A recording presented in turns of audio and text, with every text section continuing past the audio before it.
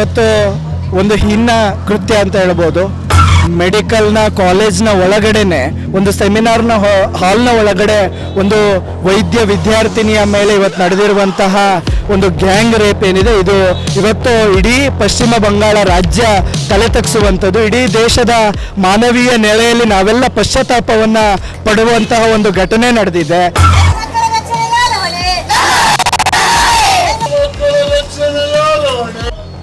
Sir ನಮಸ್ಕಾರ ವೀಕ್ಷಕರೇ, ಕ್ರಾಂತಿ ಸಮಾಚಾರಕ್ಕೆ ಸ್ವಾಗತ. ಈಗಾಗಲೇ ಸಾಕಷ್ಟು ಒಂದು ಆಕ್ರೋಶ ವ್ಯಕ್ತವಾಗ್ತಾ ಇದೆ ದೇಶಾದ್ಯಂತ. ಏನಂತ ಕೋಲ್ಕತ್ತಾದಲ್ಲಿಂದ ವೈದ್ಯ ವಿದ್ಯಾರ್ಥಿನಿ ಮೇಲೆ ರೇಪ್ ಜೊತೆಗೆ ಒಂದು ಕೊಲೆ ಖಂಡಿತ ಸಾಕಷ್ಟು ಪ್ರತಿಭಟನೆ ನಡೆಯುತ್ತೆ. ಅದೇ ರೀತಿ ಇವತ್ತು ಧಾರವಾಡ ಜಿಲ್ಲೆಯಲ್ಲಿ ಒಂದು DC ಆಫೀಸ್ ಮುಂದೆ ಸಾಕಷ್ಟು ಒಂದು ಆಕ್ರೋಶ ಕೂಡ ವ್ಯಕ್ತವಾಗಿದೆ, ಪ್ರತಿಭಟನೆ ಕೂಡ ನಡೆಯುತ್ತೆ. ಇವತ್ತು ನಮ್ಮ ಜೊತೆ ಮಾತಾಡಲಿಕ್ಕೆ ವಿದ್ಯಾನಂದ ಅವ್ರದ್ದು. ಸರ್ ನಮಸ್ತೆ. ಇವತ್ತು ಸಾಕಷ್ಟು ದೇಶಾದ್ಯಂತ ಒಂದು ಆಕ್ರೋಶ ಕೂಡ ವ್ಯಕ್ತವಾಗ್ತಾ ಇದೆ. ಈ ಘಟನೆ ಬಗ್ಗೆ ಫಸ್ಟ್ ಪ್ರತಿಕ್ರಿಯೆ ಏನು ಕೊಡ್ತೀರಾ ಅಂತ? ಸರ್, ಈಗ ನಾವು ಭಾರತ ದೇಶ ಅಂದರೆ ಅತ್ಯಂತ ಸುರಕ್ಷಿತವಾದಂಥ ದೇಶ. ಹೆಣ್ಣು ಮಕ್ಕಳನ್ನು ಎತ್ತರ ನಾರಸ್ತು ಪೂಜ್ಯಂತೆ ತತ್ವ ರಮಂತೆ ದೇವತಾ ಅಂತೇಳಿ ಹೆಣ್ಣನ್ನು ದೇವರೆಂದು ಪೂಜಿಸುವಂಥ ದೇಶ ನಮ್ಮ ನಾಡು. ಏನು ಹೆಣ್ಣು ಮಕ್ಕಳನ್ನು ದೇವರ ರೂಪದಲ್ಲಿ ನೋಡುವಂಥ ದೇಶ. ಇಂಥ ದೇಶದಲ್ಲಿ ಇವತ್ತು ವೈದ್ಯೋ ನಾರಾಯಣೋ ಹರಿ ಅಂತೇಳಿ, ವೈದ್ಯರಂದರೆ ದೇವರು, ವೈದ್ಯರಂದರೆ ಅವರು ನಮ್ಮನ್ನು ರಕ್ಷಣೆ ಮಾಡ್ತಕ್ಕಂಥ ಇರುವಂಥ ವೈದ್ಯರು.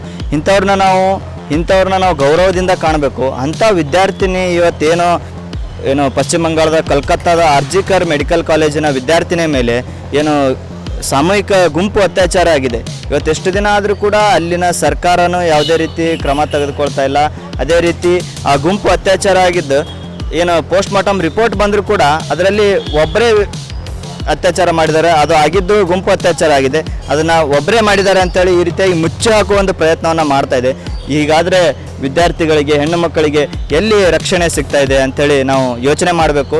ಯಾಕಂದರೆ ಇಷ್ಟು ಸುಭದ್ರವಾದಂಥ ಒಂದು ಪೊಲೀಸ್ ವ್ಯವಸ್ಥೆ ಆಗಿರ್ಬೋದು, ಒಂದು ರಕ್ಷಣೆ ನೀಡುವಂಥ ಪೊಲೀಸ್ ಇಲಾಖೆ ಎಲ್ಲ ಸರ್ಕಾರ ಇದ್ದರೂ ಕೂಡ ಏನು ಮಾಡ್ತಾಯಿದೆ ಅಲ್ಲಿನ ಸರ್ಕಾರ, ಆಡಳಿತ ವ್ಯವಸ್ಥೆ ಯಾಕೆ ಈ ಕಣ್ಣು ಮುಚ್ಚಿ ಕುಳಿತಿದ್ದೇನಾ ಅಂತೇಳಿ ಒಂದು ಪ್ರಶ್ನೆ ಉದ್ಭವಿಸ್ತಾ ಇದೆ ಸರ್.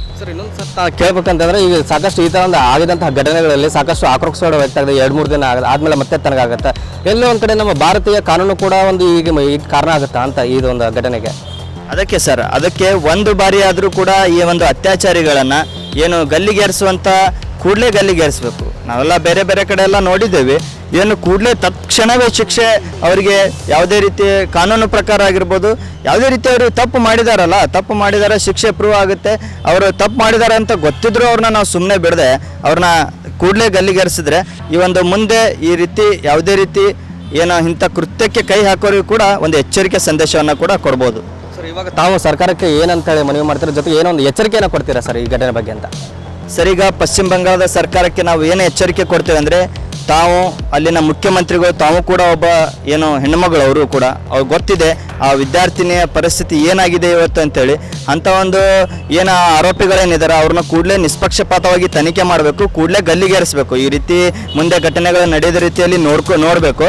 ಅದೇ ರೀತಿ ನಾವು ವಿದ್ಯಾರ್ಥಿ ಪರಿಷತ್ನಿಂದ ಆಗ್ರಹ ಮಾಡೋದೇನೆಂದರೆ, ನೀವು ಆ ಒಂದು ತನಿಖೆ ಮಾಡಿ, ಸೂಕ್ಷ್ಮವಾಗಿ ಅವ್ರನ್ನ ತನಿಖೆ ಮಾಡಿ ಆ ಒಂದು ಆರೋಪಿಗಳಿಗೆ ಏನು ಗಲ್ಲು ಶಿಕ್ಷೆ ವಿಧಿಸಲಿಲ್ಲ ಅಂದರೆ ಇಡೀ ವಿದ್ಯಾರ್ಥಿ ಪರಿಷತ್ತು ಇವತ್ತು ದೇಶಾದ್ಯಂತ ಸಾಂಕೇತಿಕವಾಗಿ ನಾವು ಪ್ರತಿಭಟನೆಯನ್ನು ಮಾಡ್ತಿದ್ದೀವಿ.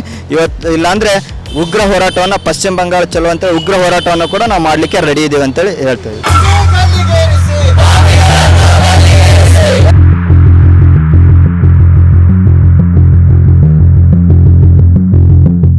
ಕ್ಯಾಮ್ರಾ ಪರ್ಸನ್ ಉಮೇಶ್ ಜೊತೆ ಸುಳ್ಳು ಕೊಟ್ಟು ಕ್ರಾಂತಿ ಸಮಾಚಾರ, ಧಾರವಾಡ.